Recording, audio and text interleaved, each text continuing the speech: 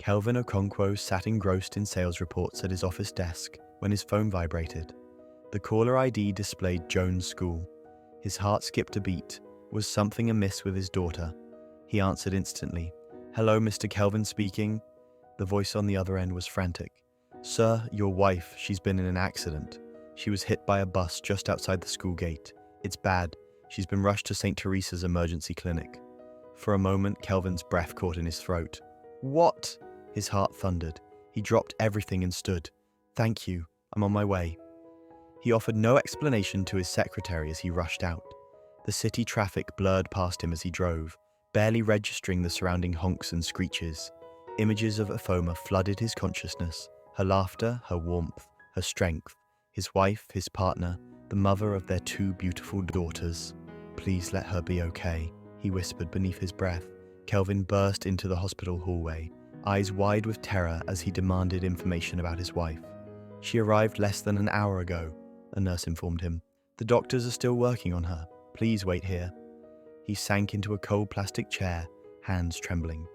His 12-year-old daughter Janet came running down the corridor, eyes red with tears, clutching tightly to her 7-year-old sister Joan. Kelvin enveloped them both in his arms, his heart aching at their cries. "It's okay, baby. I'm here. Mommy will be fine."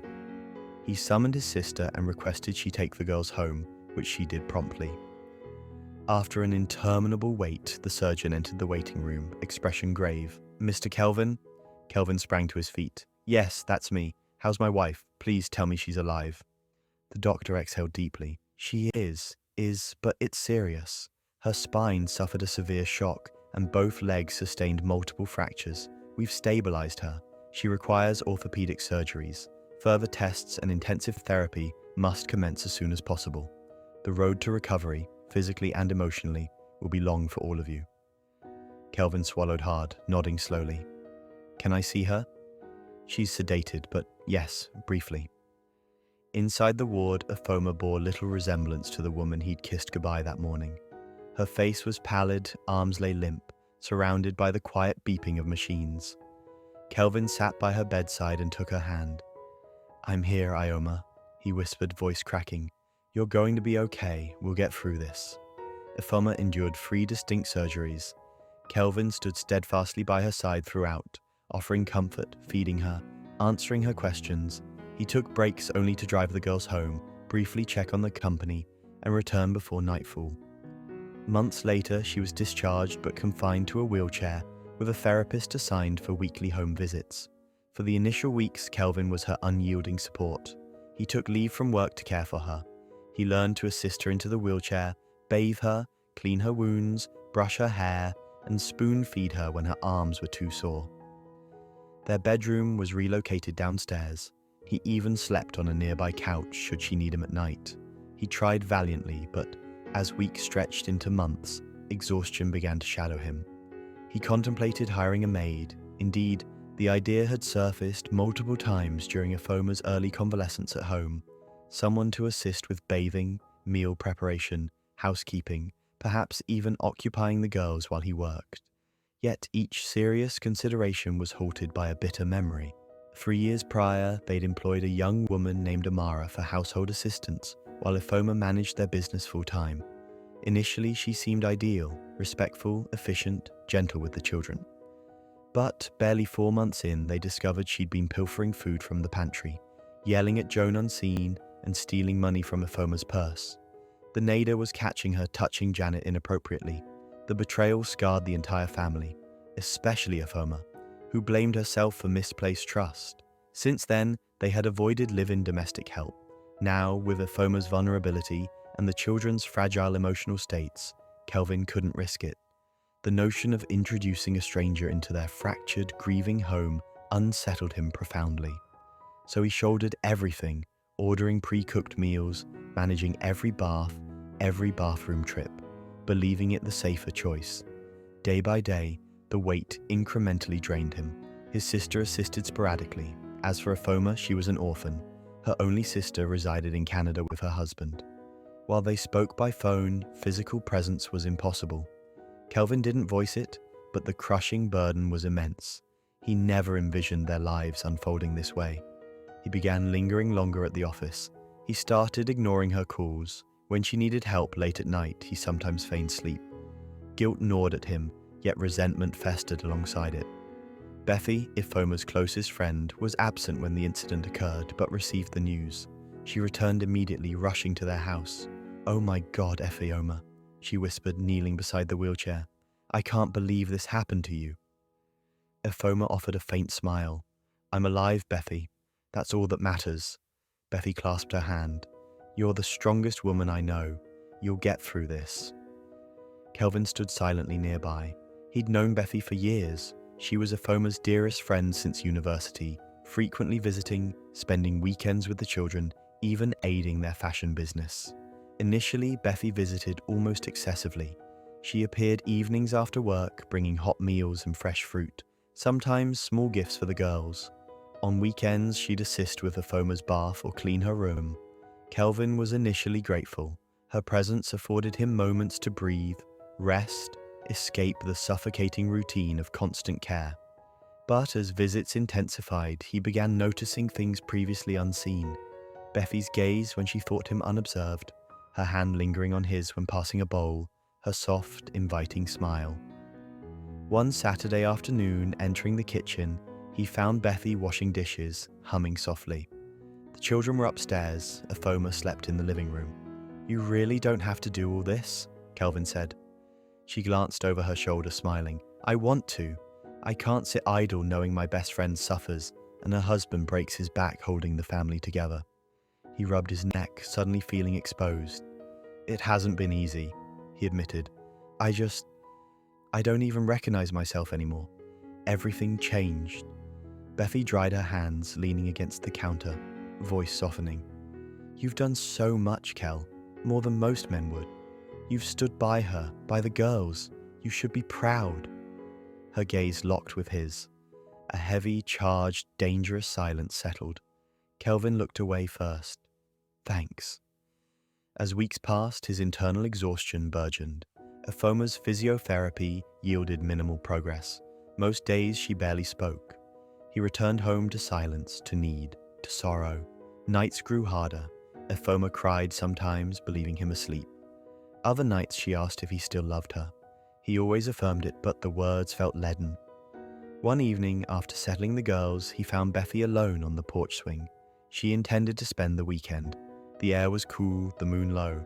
"Rough day?" she inquired as he joined her. He didn't answer immediately, staring ahead. "I don't know who I am anymore," he finally confessed. "I'm not a husband, not a father, not a businessman, just a caretaker." Bethy reached out, placing her hand gently over his. "You're human, Kel. You're allowed to feel tired." He didn't withdraw. That night, he slept in the guest room without explanation. From then, everything shifted. Kelvin avoided lengthy conversations with Ifoma. He arrived home later. He found pretexts to leave when Bethy was present. Sometimes he lingered slightly longer when they were alone, in the kitchen, outside. When he caught himself smiling at her jokes or staring at the curve of her lip, he didn't stop himself. It was wrong, but it felt easier. Ifoma, however, noticed. Her eyes tracked him more than her words did. She observed the subtle alterations, how his gaze upon her differed, how forehead kisses became perfunctory, how hugs lacked lingering arms. Loneliness sharpened daily. Bethy, once a comforting presence, began feeling like a quiet invader, occupying spaces Kelvin once reserved for her. One night after Bethy departed, Ifoma finally asked, "Do you still love me, Kelvin?" He regarded her for a prolonged moment, then forced a smile. "Of course I do." But even she detected the lie. Then, one evening, Bethy was present as usual. After assisting Ifoma, she found Kelvin on the porch, shoulders slumped, face buried in his hands. She sat beside him, placed a hand gently on his back and whispered, "You're doing so much. Who takes care of you?" The words dissolved his final restraint. He broke down sobbing. Bethy consoled him. From that night, their conversations lengthened. Touches lingered. She began texting late, "Thinking of you," messages. One evening, while Ifoma napped, Bethy leaned in to kiss his cheek. Kelvin didn't pull away. What began as comfort gradually warped into secret glances, whispers, then passionate stolen nights. They commenced a clandestine affair while Kelvin feigned the loving husband and Bethy played the devoted friend. 3 months later, Kelvin stood by his company office window. Key Fashion, a brand he and his wife built from nothing. They ran it jointly until the accident. He was lost in thought. The preceding months were life's most challenging. Documents lay untouched for hours on his desk. His mind wandered. He stared blankly at the name embossed on the wall. K.I. Fashion Empire. It wasn't merely a name, it testified to their shared sacrifices. Ifoma had relinquished a thriving banking career post-wedding. Believing fiercely in his dreams, she poured savings, time, and intellect into building their empire. She was his partner in every sense, yet now, years later, seated at its heart, he felt only an urge to flee. Each evening he returned to a house that no longer felt like home. Ifoma remained by the window in her wheelchair, staring out as if the world had halted. She spoke minimally, usually only to request help. The guilt he once felt for emotional abandonment slowly morphed into resentment. He no longer saw the vibrant, intelligent woman he'd married, but a shadow of her former self. And then there was Bethy, the woman of the moment. Bethy filled a hollowness he hadn't acknowledged. She was exciting, alive. She made him feel visible. It was wrong. Deep down, he knew. Yet it felt effortless. He realized he could no longer uphold the in sickness and in health vow. He resolved to sell the company and abscond with Bethy. A week later, Kelvin packed a single suitcase and departed early before the girls, on holiday, awoke. He took nothing else, just himself, his shame, and Bethy waiting at the street's end. They drove away together, never glancing back. Ifoma awoke to a silent house, his wardrobe emptied, a note on the table. "I'm sorry, Ioma. I can't do this anymore. I'm starting all over with Bethy. I hope one day you understand. As for the company, I sold it. Kelvin." Holding the note in trembling hands, Ifoma scanned the cruel final words repeatedly. She burst into tears. Sobs erupted violently. She screamed into her palms, her voice raw, shattered. The crumpled, damp note slipped to the floor as she rocked in her wheelchair, choking on each breath. "I gave him everything," she cried aloud to the emptiness. "My career, my body, my life. I was a good wife. I stood by him when he had nothing. I built that company with him. I gave him 2 beautiful daughters. I gave him my whole heart. And this is how he repays me." Janet and Joan, now awake, sat weeping silently on the stairs. They didn't grasp every word, but they understood anguish. They hated seeing their mother thus. Later that night, with the girls asleep beside her in the living room, Ifoma reached for her phone and dialed her only sibling, Kioma, in Canada. Between sobs, she recounted everything. Kelvin's abandonment, Bethy's betrayal, her desolation. Kioma wept on the line. "Efioma, listen," Kioma asserted firmly, voice thick with emotion. "You are not alone. I swear I won't leave you like this. Please gather strength for me. You are my only sibling. Nothing must happen to you." The next morning, Kioma arranged for Nurse Remy to attend Ifoma. Her role: monitor vitals, administer medication, assist with daily routines. Kioma also hired Mrs. Dorcas, a retired caterer now working as a home cook. She arrived daily to prepare meals, clean, braid the girls' hair, and soothe their sorrow. Janet and Joan remained on school break, staying close to their mother, often silenced by her haunting quietude. Even with help, Ifoma sank deeper. She ceased smiling, spoke minimally, often refused food. Her eyes stayed dull, body frail. The luminous spirit defining her had nearly extinguished. One afternoon, roughly 8 months post Kelvin's departure, Nurse Remy took her blood pressure. Ifoma leaned back, whispering, "Maybe it would have been better if I hadn't survived that accident." Nurse Remy froze, lowering the stethoscope. "Please don't say that, madam." Ifoma blinked slowly. "There's nothing left of me to live for." Then, without warning, her eyes rolled back. Her body went limp. "Madam! Madame Ifoma!" Remy shouted, catching her before she could topple sideways. Her skin paled, her pulse weakened perilously. Remy acted swiftly, summoning an ambulance and rushing her to the hospital. Doctors confirmed collapse from physical exhaustion, severe dehydration, and clinical depression. They stabilized her, administered IV fluids, and conducted comprehensive tests. While Ifoma lay unconscious, Remy remained nearby, pacing and praying. The girls stayed with Mrs. Dorcas. The next day, Ifoma blinked open her eyes. She lay in a hospital bed. Machines beeped softly. An IV bag dripped life into her. Nurse Remy sat nearby, relief flooding her face. "Thank God you're awake." But Ifoma barely heard. Memory surged back, bringing pain. Tears brimmed, then overflowed. Sobs heaved her chest. She could no longer contain it. "I shouldn't be here," she cried suddenly, gripping the blanket. "You should have let me die. I have nothing left. Nothing." Her wails echoed. "He left me. He left me to rot after everything I did." The cries resonated through the ward. The adjacent patient, an elderly woman recovering from hip surgery, stirred slightly behind the curtain divider. Accompanying her was a family friend, Gregory Nwosu, a 55-year-old man. Ifoma's anguish caught his attention. He paused, hearing her words. "I gave him everything. My youth, my dreams, my whole life, and he walked away like I was garbage." Something gripped his heart.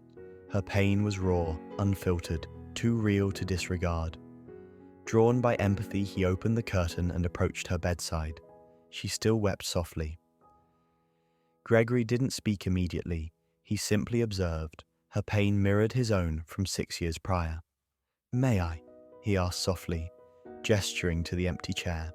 Ifoma turned slightly, startled by the deep, unfamiliar voice. He was neatly dressed. Without awaiting confirmation, he sat. "I couldn't help but overhear," Gregory said gently. "I apologize. I didn't intend intrusion." Ifoma didn't respond, staring with weary eyes. "I won't pretend to comprehend your pain," he continued, "but I understand losing everything and wishing the world would cease. I lost my wife 6 years ago to cancer. By diagnosis, she had mere months. I watched her fade daily. When she departed, I stopped living too. I begged God not to wake me." Ifoma blinked, fresh tears escaping. Gregory leaned closer. "But someone appeared for me, a stranger owing me nothing, who simply sat with me, helped me breathe again." "Why tell me this?" she croaked. "Because perhaps it's time I do the same for another." She stared. "This isn't pity," he clarified. "You know nothing of me, owe me nothing. But if you permit, I wish to help.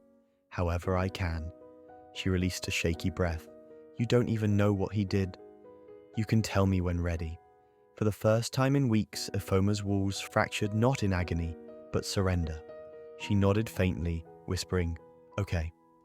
That night, Gregory arranged her transfer to a private hospital wing at his expense.